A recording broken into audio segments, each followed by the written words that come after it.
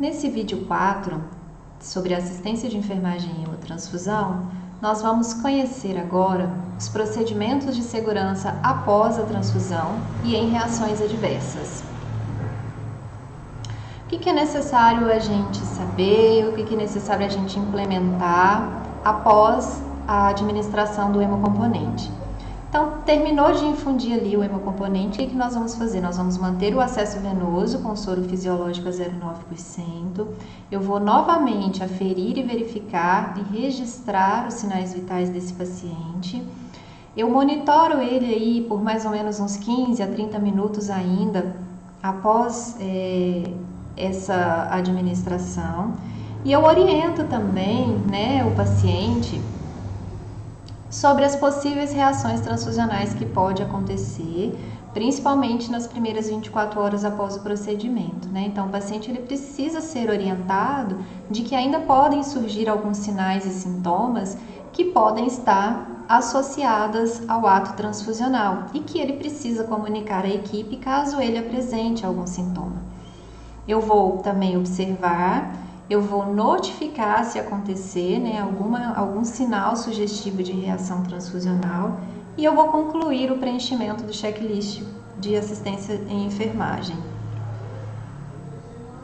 Aqui está o checklist, Nós preenchemos os campos 3, que é após a administração do hemocomponente, e o campo 4, que é se houve ou não reação transfusional. E aí no campo evolução do enfermeiro, eu registro aqui o horário e o término dessa infusão, se houve ou não alguma intercorrência, assino e carimbo. E o que seria uma reação transfusional imediata? A reação transfusional imediata é aquela que acontece, qualquer resposta, qualquer efeito indesejável que o indivíduo apresente durante ou após a administração do hemocomponente. A imediata é até 24 horas após essa administração, o paciente ele pode apresentar algum sinal.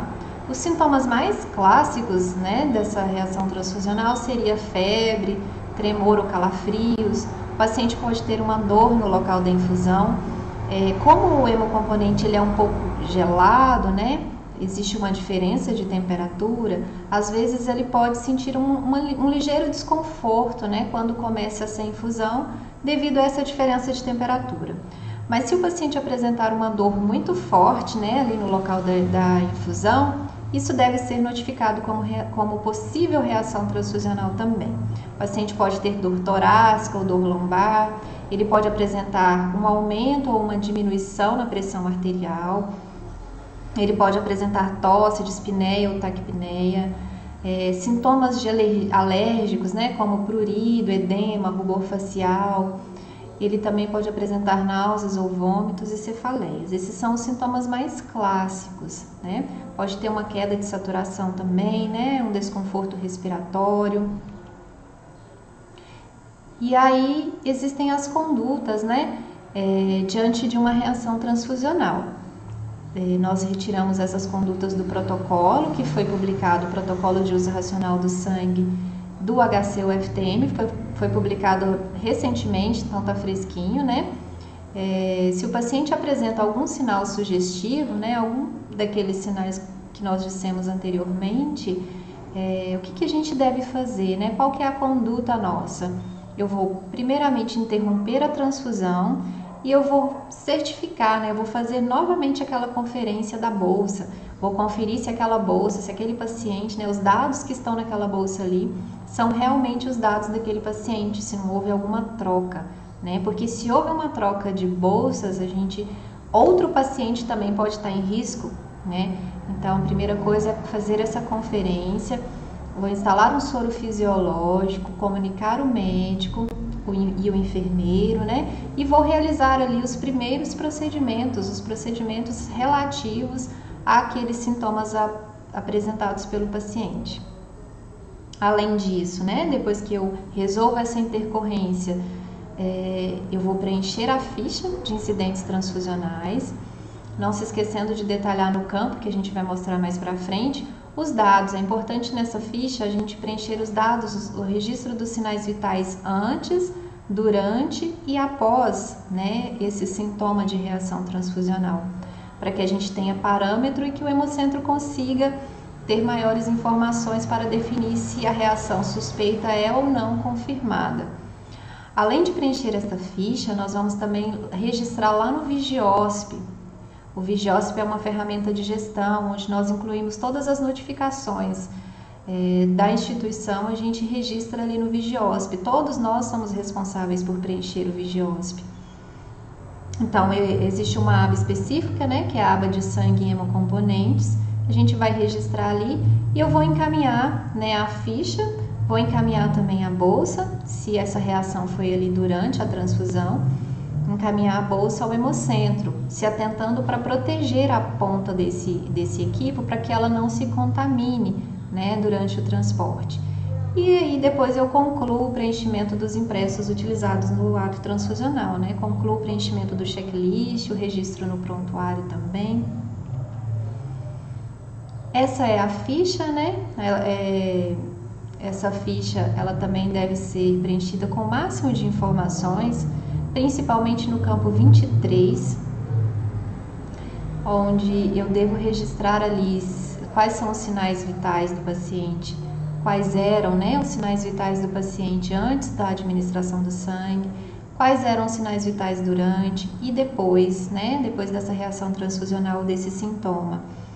E esse registro ele é extremamente importante, né? Eu preciso colocar ali também se o paciente realizou uma radiografia de tórax, algum outro exame, eu preciso registrar ali para que o hemocentro tenha as informações suficientes para essa definição de caso. Esse é a ferramenta do Vigiosp, que fica no nosso portal de serviços, né, do HC. Lá no Vigiosp existem vários itens, né, para que a gente possa notificar, e existe um campo específico que é o de sangue e hemocomponentes, né? Nós viemos aqui, clicamos nesse campinho e iniciamos o preenchimento dessa ferramenta. E aí nós temos também a reação transfusional tardia, não é o nosso objetivo, a gente vai apenas citar, né? Mas é toda e qualquer intercorrência que aconteça no paciente depois de 24 horas da transfusão, né? Existem algumas reações transfusionais que podem acontecer depois desse período. Nós, na assistência direta ali, hospitalar, a gente não vai conseguir definir isso, né? Isso é uma definição lá do hemocentro. E a principal, né, que a gente cita é a transmissão de doenças infecto-contagiosas. Embora a tecnologia esteja cada vez mais avançada, os testes estão cada vez melhores, mas ainda existe uma possibilidade, né, de haver uma transmissão de doenças infecto-contagiosas pelo sangue, como principalmente HIV e hepatite, né? E as considerações finais, a gente identifica que o ato transfusional, né, conforme nós podemos ver aqui, ele não é isento de riscos. A hemovigilância ela tem um papel muito importante na redução e na prevenção desses riscos. Nós ainda enfrentamos uma subnotificação de reação transfusional, então é um desafio. A gente sabe que o número de reações transfusionais que chega até nós é muito inferior ao que realmente acontece na prática. Então é algo a ser trabalhado, né? Um trabalho de formiguinha, de conscientização, para que as equipes estejam mais vigilantes, né? Mais atentos e informem, né, a ocorrência desses eventos. A educação continuada, junto com o Comitê Transfusional, eles são ferramentas importantes, né, cruciais no processo de segurança transfusional, por isso que nós estamos aqui. E aqui estão as nossas referências. Obrigada.